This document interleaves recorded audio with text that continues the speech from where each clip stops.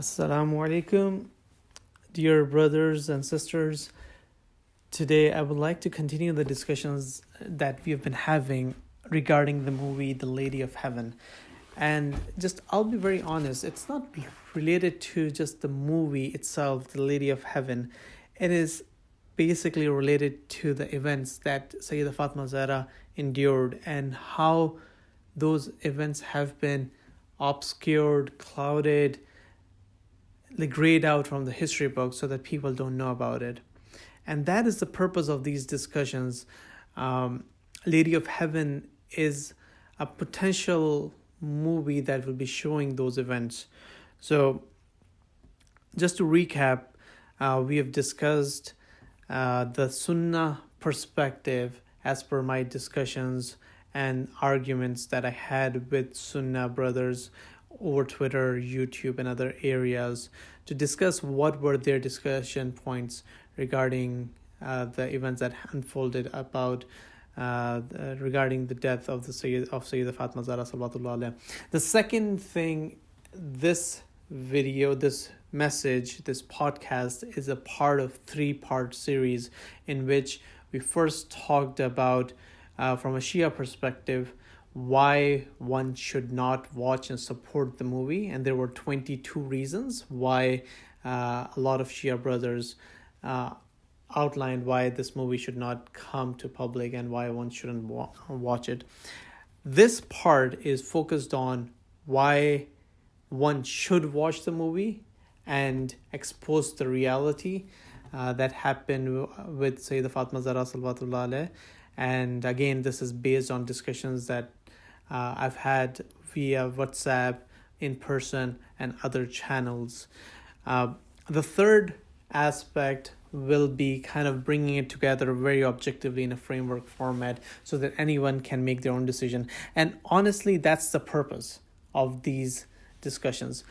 Not to enforce any point of view, but rather to open, to provide both sides of the discussion, whether it should be done or what are the reasons and arguments for not doing or watching or supporting the movie when it comes out.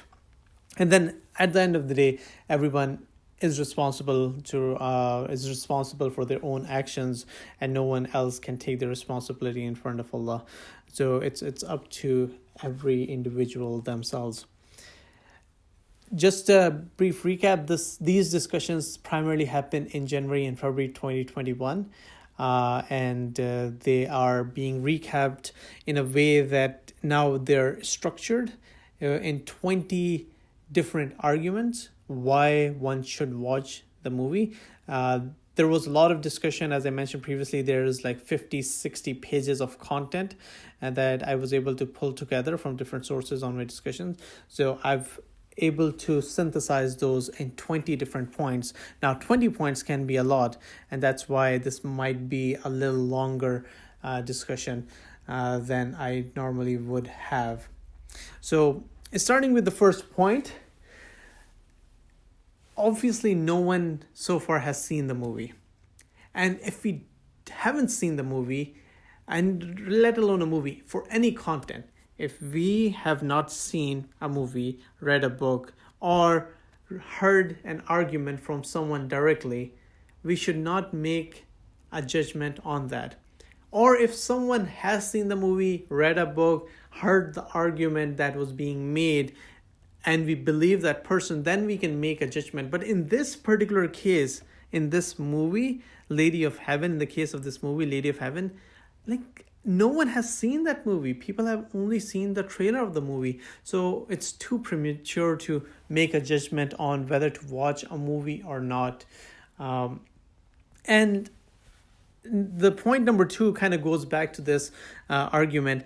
Is whatever has been shown in the trailer, it is not against what we have been hearing in the speeches and majalis and marsiya and noha for the last 1400 years.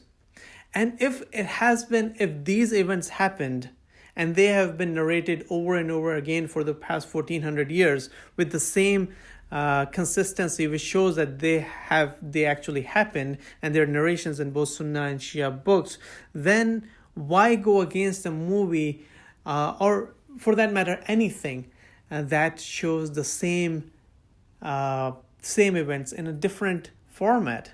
It's like people arguing against using a microphone when microphone came up for the first time. I mean, it's just a different medium of saying azan louder. It's the same concept. So why go against that if the storyline is the same? Yes, if the storyline is different against the historical events that have been narrated over and over the years, then that's a different story. So that's point number 2. Point number 3 is we live in the age of internet, and honestly 20 years ago people with or without the internet did not have access to a lot of information. Shias could have said that, okay, we are because we are being persecuted, we can share our information within a closed group, and it doesn't go out. So the information is being communicated over generations, but it is still not public. However, what has happened with the internet is it has opened the door of knowledge. It is hard to keep anything quiet. Like the content of majalis, the content of speeches is being circulated on the internet throughout the world. And with that, what is happening is, even if Shias are being very cautious in what they're saying, the books like Book of Sulaim bin Qais or other historical books or other books like Khulaini and others are available on the internet, which Shias are not reading probably as much as they should be, but Sunnis and extremist version of Sunnah brothers are using contents of these books and manipulating them and showing that, oh, what a travesty, what Shias have been preaching and saying that in their own books. And this is similar to what they've done, what that extremist group has done with the parts of Quran, taking certain parts of Quran and preaching that one should go and do XYZ without giving the broader context. And actually, they are very smart with this because they know the reality that with the knowledge, with openness, there will be more questions. Many people will be asking about these historical events. So instead of saying, oh, it didn't happen, because they cannot argue against it, they're like, let's create a narrative ahead of time so that when the time comes, we can go back to the narrative, and we've brainwashed people ahead of time. And if we as Shias keep quiet at this time, we will not only lose the narrative that is being done, being made, but over time we'll lose our identity. And as you know, if you say something multiple times over and over and again, people will start believing that as the truth. And that will happen because so far this topic was being like, you weren't getting that perspective of Shia versus Sunni. It was more about like Shias were going to Shia majalis, Sunni were going to Sunni majalis, and everything was like segregated. No one talked about this. But now if you're getting this Sunnah perspective from one side, quoting Shia books, and Shia on the other side are staying quiet and not replying, or just being like, okay, for the sake of like unity or avoiding fitna, we're not going to do this, it will give credence to the other side. Number 4, it is nothing new from the Sunnah brothers. And when I say that, and that's why we should watch this movie, because when I say that, I mean, and that when it comes to Sayyida Fatma Zahra salawatullah alayh, everyone respects Sayyida Fatma Zahra, and she is one personality that no one argues, no one can dare to argue against her. She is the lady of heaven, like she is the leader of women of the world and the paradise. She is guaranteed Jannah. She is the daughter of the Prophet. She is the mother of the Sayyida Shabab Ahl al-Jannah. She is the epitome of like leadership of women in the entire universe. I mean, there is no argument against that. And what happens is everyone talks about the life of Sayyidah Fatima Zahra and her merits and her majesty and her like elevated status in front of Allah, in front of the Prophet. But when it comes to the death and the martyrdom and the circumstances surrounding that, no one talks about that.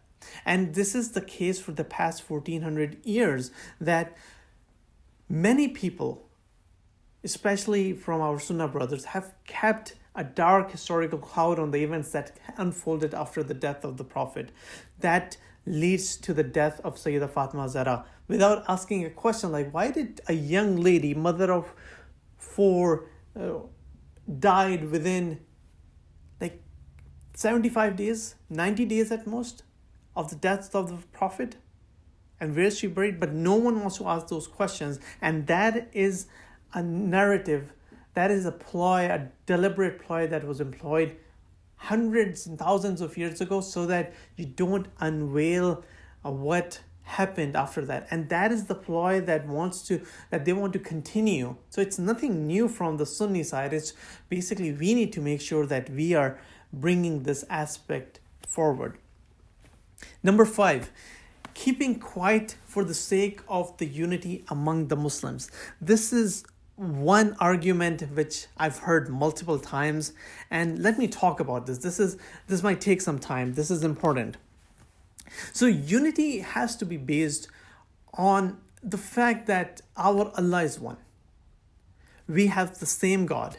We have the same Prophet. We have the same Quran. We all pray, fast, give charity. We all do Hajj. But unity doesn't mean that one should hide truths and facts. If someone has done wrong, it should be made public so the ignorant don't follow the wrongdoers.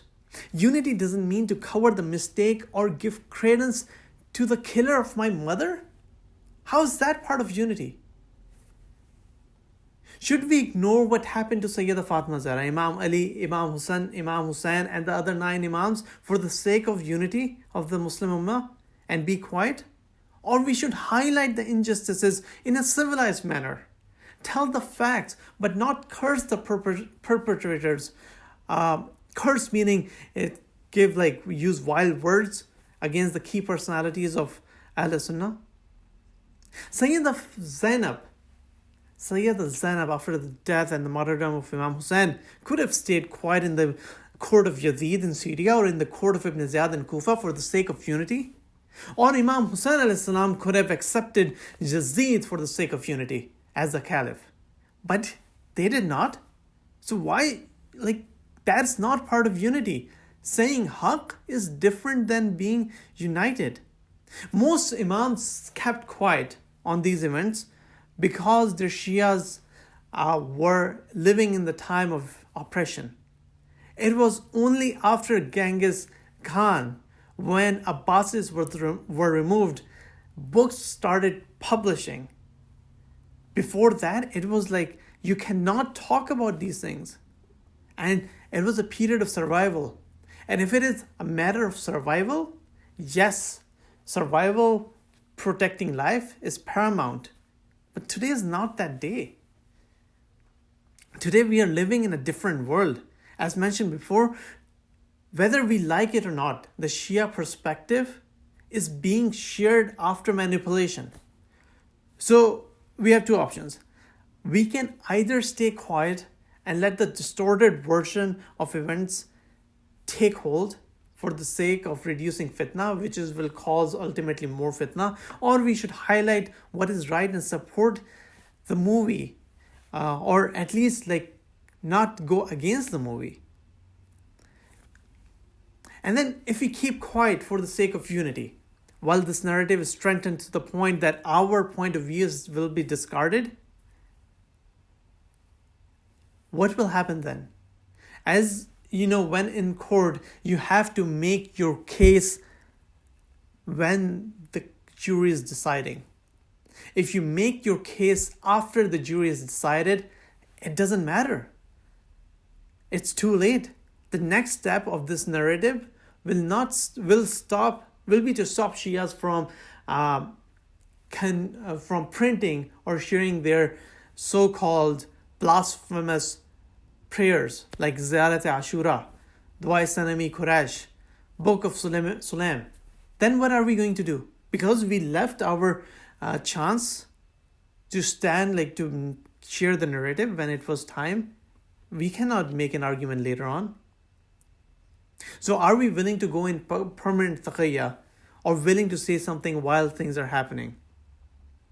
And this movie, good or bad, will bring a counter narrative. It will cause friction, but will show a side of history that was hidden for eons.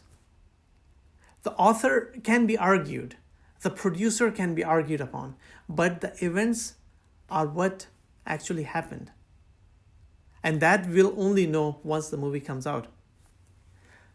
And then this concept of unity should always start from our home. Last year, Shias in the US, in Northeast, in New Jersey, New York area, commemorated 2 Ashuras. Let alone, this is not unity. We're talking about unity and you are having 2 Ashuras within few kilometers from each other. Some Shias make a movie about the life of Sayyidah Fatima Zahra. And then the Shias are the biggest opponent of that.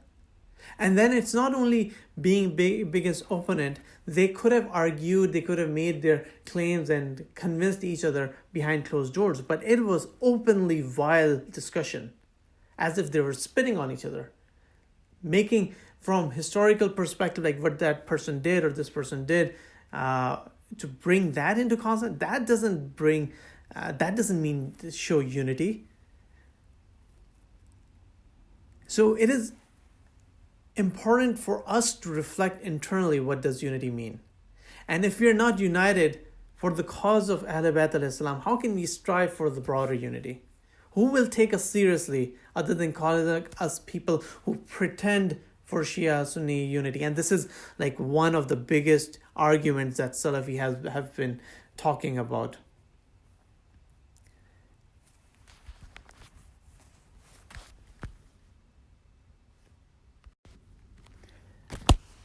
So in terms of unity, one key thing that I would like to highlight is also the unity of Muslims is based on the example that Allah Ta'ala gives in Quran.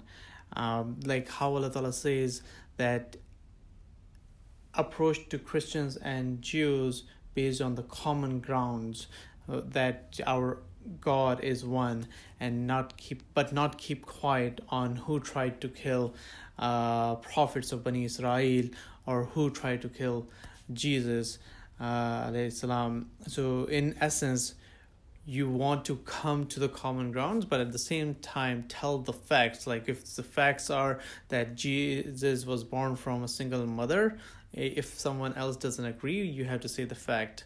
And similarly, if someone killed their prophets, you have to tell the facts, but at the same time you bring everyone on the same common grounds. Similarly, we should not hide the fact who killed the Lady of Heaven, Sayyidah Fatima Zahra, and how the household of the Prophet was persecuted after his death. And then let's consider Surah Tahrim 66. If in Quran Allah Ta'ala admonishes certain wives of the Prophet, especially 2 key wives on a certain event, then are we supposed to keep quiet, or are we supposed to highlight what happened? And to quote a dear friend, I really like this quote. There is a famous saying that if you're not on the table, you're on the menu. So if we keep quiet, we will be on the menu, and the Wahabi, Salafi, Takfiri propaganda will be successful, and their narrative will become the prominent narrative. Number 6, what is the red line of being apologetic? So if someone makes a movie about Sayyidah Fatima Zahra, we will condemn it because of unity among the Muslims. But if someone makes a movie on Imam Hussein, we will not be apologetic and will support him. It's kind of like this, like where does this line end? Because Karbala is essentially the continuation of what had started in Medina right after the death of the Prophet. Number 7, talking in safe setting and the approach of discussion. So this is an important point because one could argue that a person can, or people can, have discussions in safe settings on social media, WhatsApp, Twitter, YouTube, without the fear of being persecuted, especially in the West, while people, Shias in countries like Pakistan, Saudi Arabia, and others where there are Sunni majority, especially people of Wahabi mindset, their life will be in danger. And that's why it's not about being aggressive. It is not about being like cursing others' prominent personalities. It's more about bringing the topic up in light of facts in a Socratic manner, raising questions without arguing and without cursing, because the purpose is to provoke questions rather than enforce our ideology, and that has to be a common framework. It has never worked. Like pushing from one side or the other side will never work. It has to be a common framework. Number 8, what is the sunnah of the imams at times like this? And this is the important point because as we're thinking about like what happened, is this going to cause disunity among the Muslims? Is this going to cause fitna? Let's look at what happened during the lives of the imams. So we've already talked about the examples of Sayyid Zainab and Imam Hussein when they stood up against the tyrants of the time. That could have caused fitna, but they decided to stand up because that was not fitna, that was standing up against injustice, oppression, and supporting haqq. Another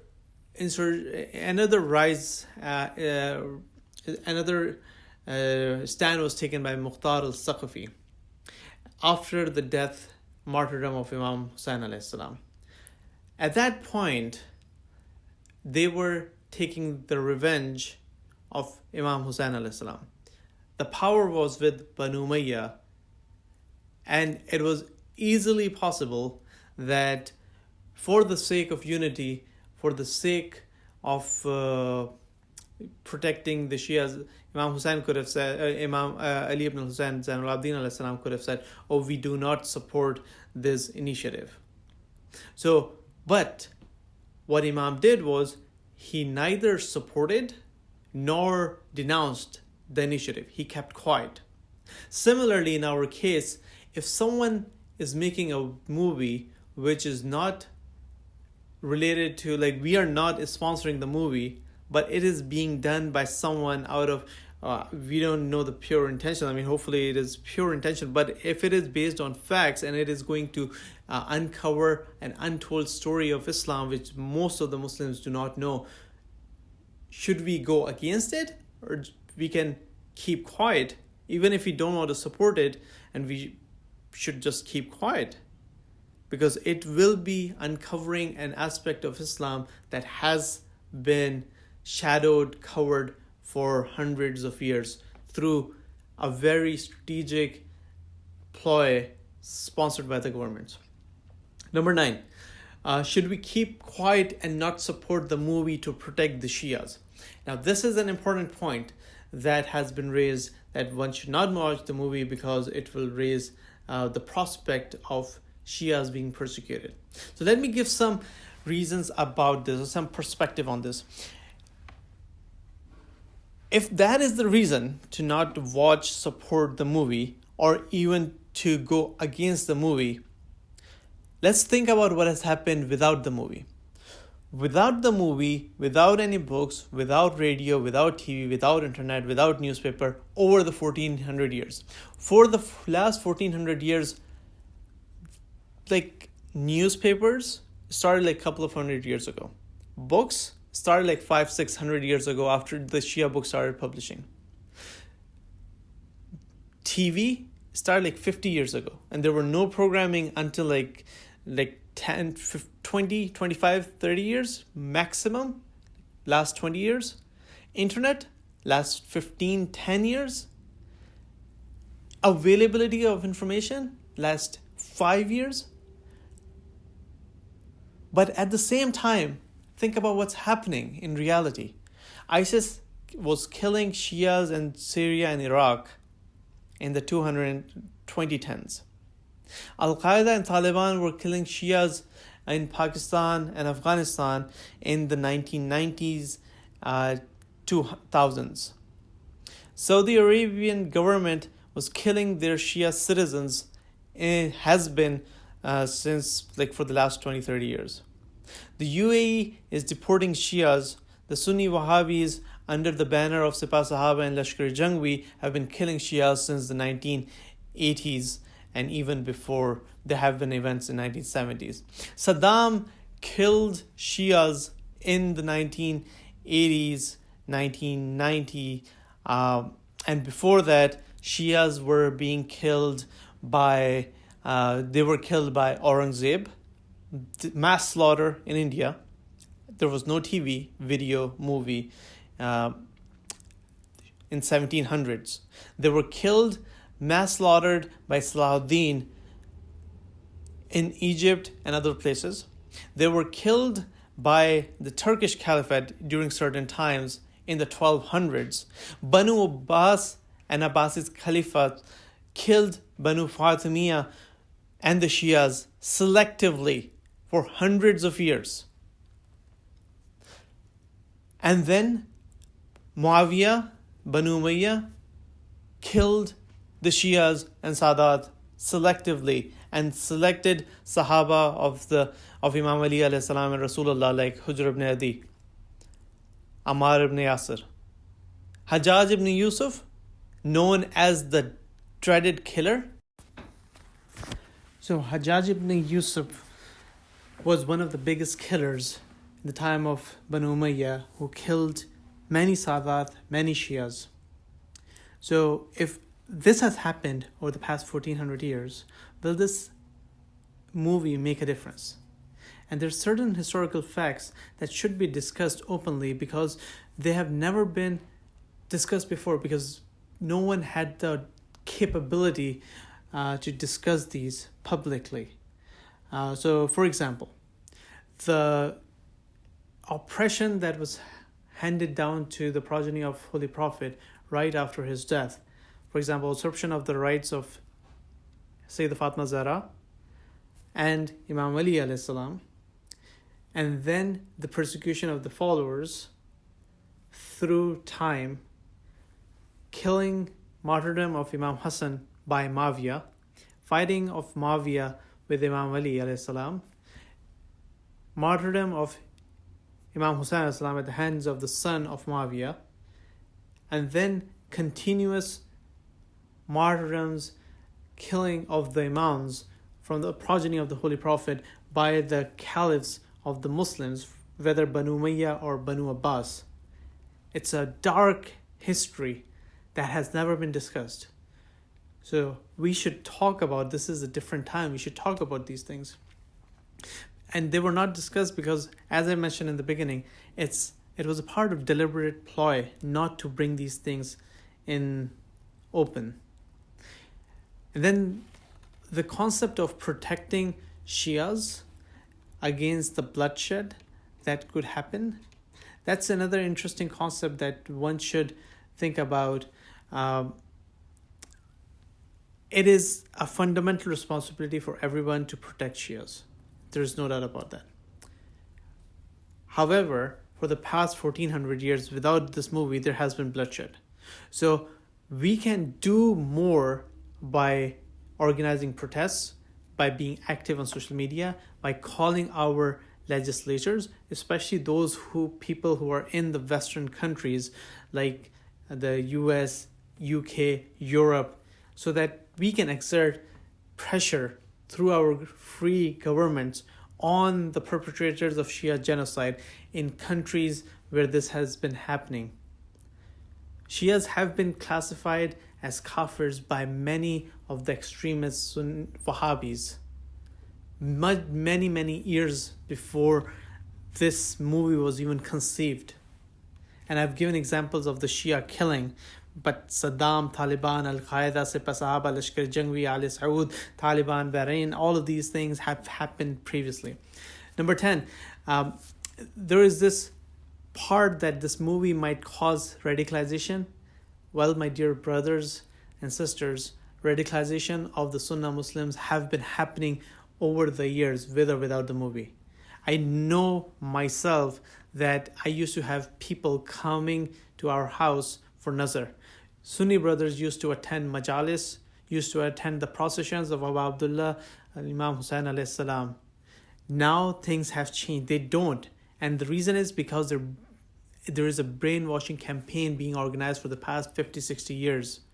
A very deliberate experience that is being orchestrated. And if you go to Medina, you can see the narrative being publicized in outside Jannatul Baqi and throughout the kingdom. Number 11, we should highlight our counter narrative in a very civilized manner. And this is very important because no one is allowed by the religious scholars, by the Maraja, to use cursing, to curse the elevated personalities of Sunnah brothers. There has to be a civilized discussion in which the text is discussed, the facts are laid out. It might ruffle a few feathers because it goes against the Salafi narrative, which is being propagated all across the Sunnah world. But think about this. If this isn't shared, everyone in the world, I won't say everyone, but let's say 90% of the people in the world have internet access in some form, shape or form, have access to phone. Now, with all of this narrative being built, what prevents them from going and following this false narrative? And how would that impact the narrative that the counter narrative that is there, that is not even being created, that is like the reality, but it's being hidden.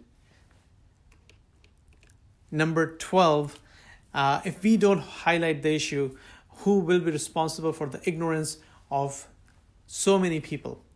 And I'll give you an example. When I was discussing the issue of the bay'ah of Imam Ali alayhi salam and how he was, how people entered the house of Sayyidah Fatima Zahra, burning the door to take Imam Ali for the bay'ah.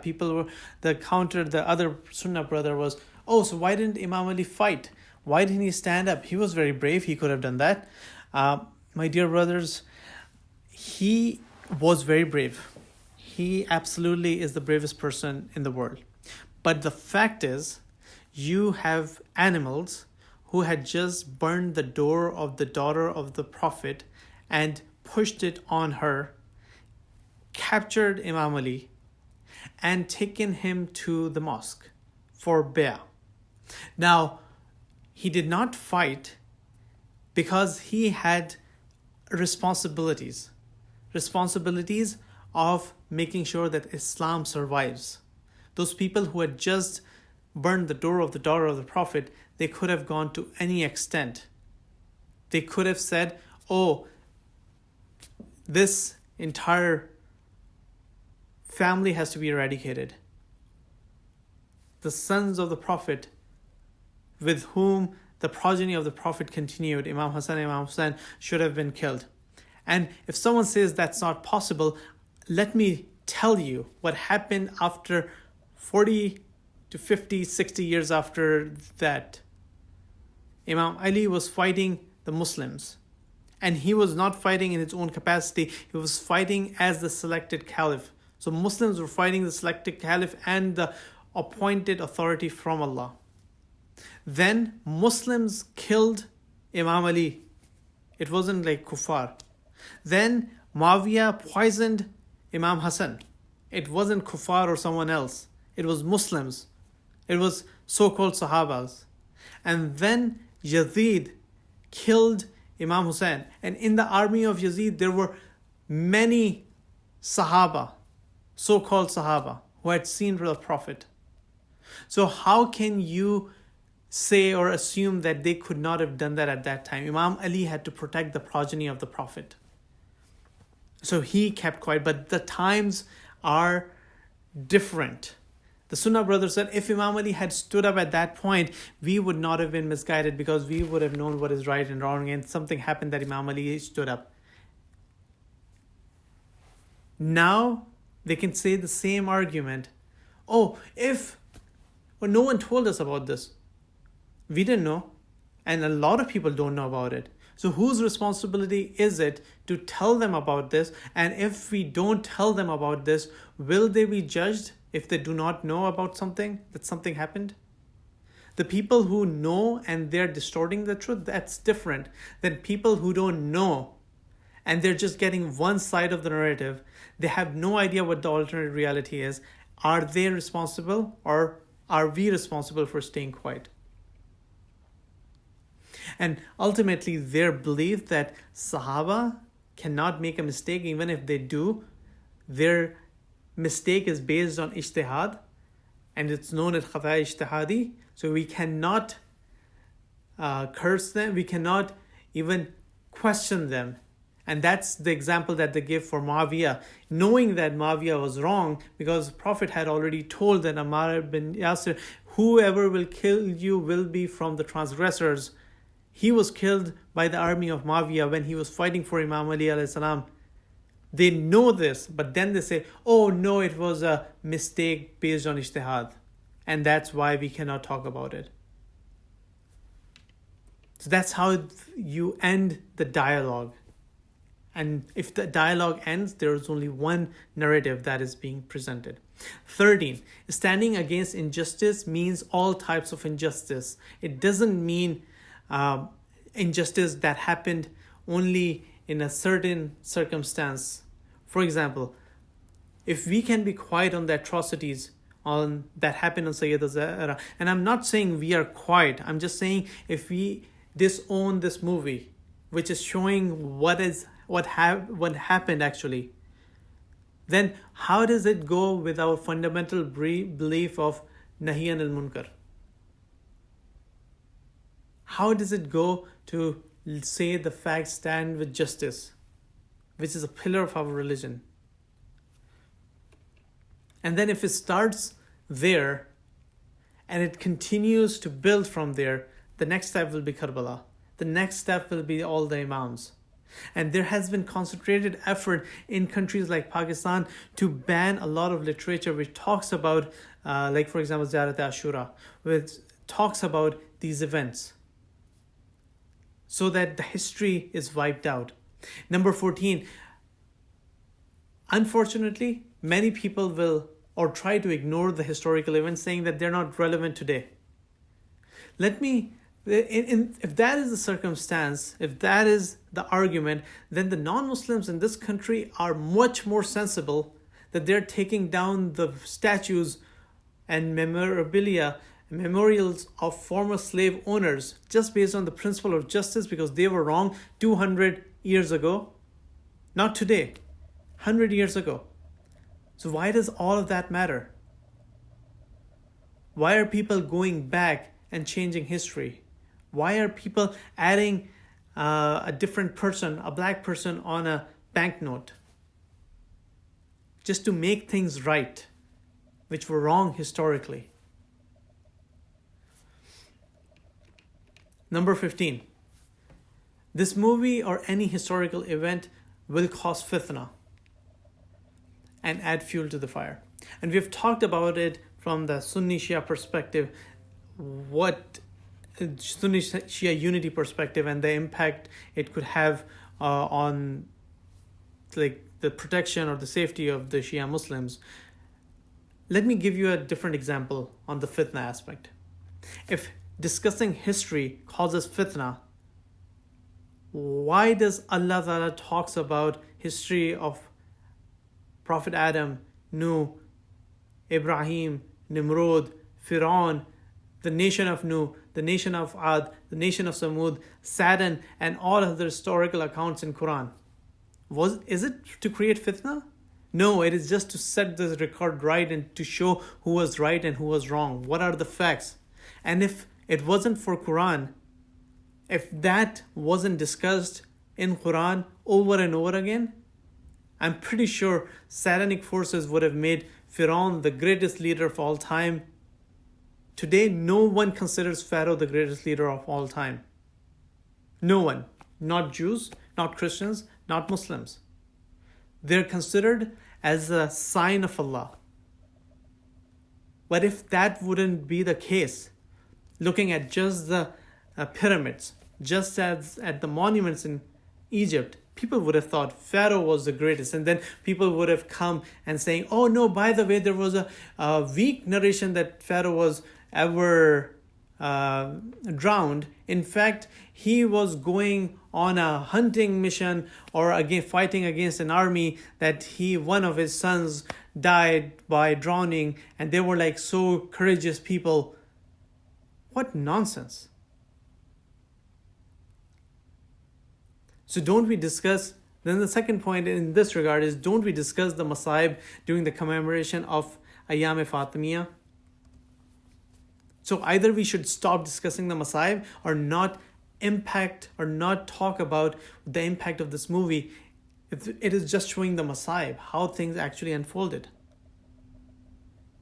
We cannot play on both sides. We cannot talk about one aspect because it's culture and the other aspect we don't talk about because it will cause fitna.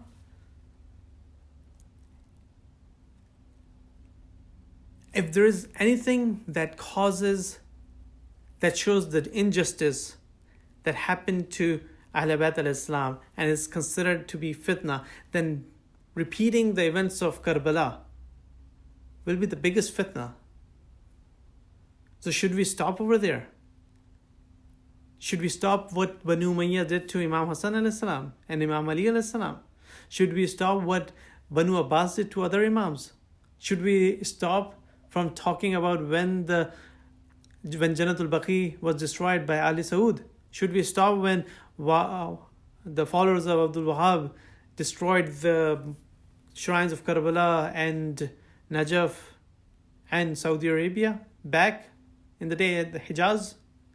Should we stop from talking about what Banu Abbas did to the shrine of Imam Hussain alayhi salam? We think it is a fitna according to our limited knowledge, but in fact, it might be the most right thing to do. And then this movie itself will not light the fire. The fire is already ongoing. It's been turned on. It's been fueled by the propaganda of Wahabis, taking excerpts from the books and twisting them in a way that they can propagate their nefarious aspects. And who will be responsible for the public ignorance? Is fitna? Is that going to cause fitna then? Because once the narrative is set, it's cemented, then who will be responsible for the misguidance? Especially if a Sunni brother respects Umar and Abu Bakr. So one thing is respecting them because they were Sahaba, and not knowing what they did to the daughter of the Prophet. But if they don't know what they didn't do to the daughter of Prophet, then there is no hujjah on them. How is that hujjah created? Like, you respect them as the Sahaba and the Caliph, but you miss what they actually did to the household of the Prophet? Without knowing that missing part, how can one have a full understanding? Number 16. Someone said, is the goal of the movie to convert more Sunnis to Shias? No, absolutely not. That's not the purpose of the movie.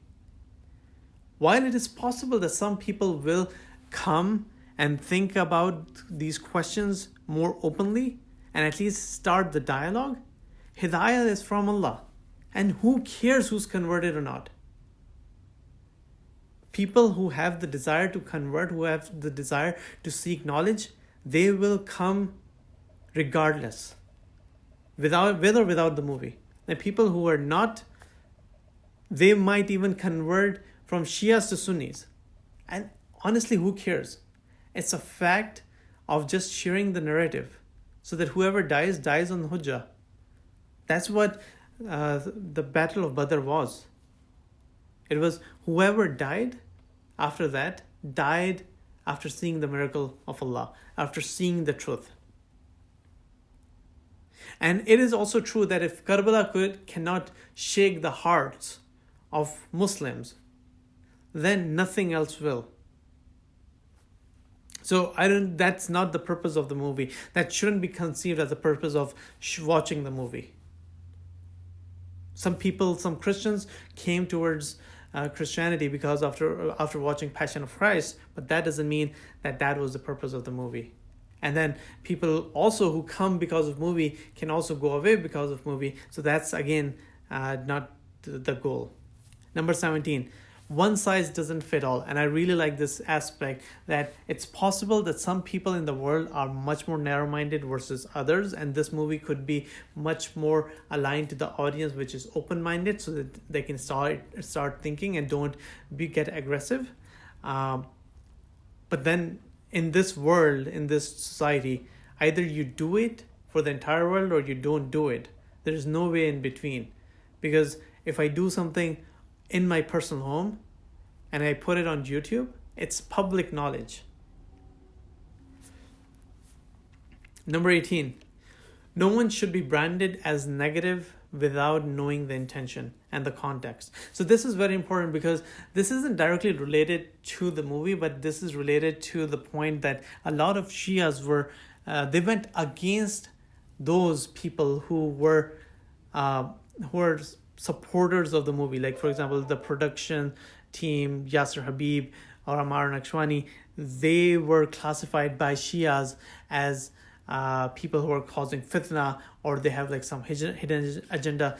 Like, dear brothers, sisters, intentions are known by Allah, and Allah can judge only on the intention. If these people have done good work for the cause of Ahlul Bayt alayhi salam, we cannot judge them and we cannot brand them. This is against the unity concept. If you have concerns, talk to them independently. But do not come out and say things that you do not know about. No one knows about the content of this movie. So how can we judge someone? So number 19, respecting the authority of marja. And here is what it comes down to. In the absence of imam, if you are doing taqleed of a marja, and your marja says, do XYZ, you do XYZ in the matters of religion. If he gives a fatwa that you do not watch this movie, you do not watch that movie. That's it. Do not support that movie, you do not watch that movie. However, every scholar is not a marja. And every marja is not your marja. So if my marja doesn't say that I should avoid the movie, not watch the movie, it's haram to watch the movie, it's not obligatory on me to follow any other marja. If my marja says otherwise, that I should not watch the movie, I should not watch the movie. And talking about what 10 other scholars, so-called Maraja, who are not considered Maraja by many people, are saying, that doesn't matter. It's between you and the person who you follow. And if you think you have the religious, intellectual capability to call yourself a Marja and become your own Marja, that's also fine. You'll be responsible for yourself in front of Allah. But you cannot pick and choose. You select a marja, you follow that marja. So at the end, collectively, number 20 brings everything together. And it says, basically, there are two options right now. One, if canceling or not watching this movie will prevent or lessen the number of Shias that have been or will be killed, or it will add additional unity amongst the Muslims, or it will reduce the extremism and it will stop extremism from happening, and it will address all the issues that I've highlighted before, like there won't be any counter narrative and we don't care about the counter narrative, then I would say cancel the movie. Don't watch the movie. However, if the movie will decrease the killing, if the movie does not decrease the killings, which we have seen over the last 1400 years, there have been killings without the movie. If the movie doesn't result in radicalization, which we have seen over the past hundreds of years, there is continuous radicalization without the movie. If the movie doesn't exacerbate the fitna that is being caused by the extremist mentality on the other side, which we have seen has been happening for the past hundreds of years without the movie, and the movie is showing the facts and lays the foundation for a counter narrative, that is the real event that happened that people do not know about, and opens the possibility of people starting to ask questions. I could make an argument that establishing a hujjah on the world is more important, so that whoever dies with basira, without asking the question. It's their responsibility.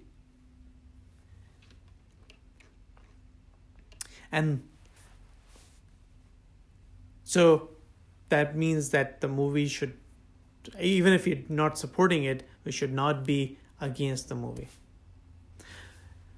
Coming to the end, few things common that all Shias agree on, and I mentioned that at the beginning in part 1, but just to reiterate, Sunni al-Sunnah are our brothers. All Muslims are brothers and sisters. Qulu la ilaha illallah tuflihu. If you say la ilaha illallah Muhammad Rasulullah, you are a Muslim. So we should know that all Sunnis are our brothers. All Sunnah Muslims are not Wahabis. All Wahabis are not extremists. All extremists are not terrorists like ISIS, Taliban, Al-Qaeda. Number 2, Shia in fighting and disagreement is unacceptable. It's just unacceptable. It goes back to the fact that there is a narration about the reappearance of the 12th Imam, that Shias will be so divided they'll be spitting on each other. And that is unacceptable. Number 3, there should be unity among Muslims. We are all Muslims. We accept Allah. We accept the Prophet. We accept Quran, pray, fast, perform Hajj, and give charity. We should be united based on these facts, based on these commonalities. Number 4, Shias should religiously follow their maraja. As I mentioned, the maraja that we follow, we select as our maraja taqleed, we should follow them religiously, wholeheartedly. Whatever they endorse, we accept. Whatever they reject, we reject. So in case of this movie, it's the same concept. If they say yes, watch it, you watch it. But only your own marja, not hundreds of other scholars who call themselves as marja. Number 5, I don't care if we get more Muslims or more Shias or not, because that's a blessing of Allah. And there should be no cursing. That's a fact recognized by all the prominent maraja. No cursing of the prominent figures of Ahl-Sunnah and Ummahatul Mu'mineen, the wives of the Prophet. Even if that means that we lay out the facts, that, for example, Aisha came out of her house when Quran says, do not leave your house. and went on to fight Imam Ali when Prophet said that there will be barking dogs near a certain area, and she remembered that hadith, and Imam Ali returned her with respect. We should not curse any Ummahat al-Mu'mineen.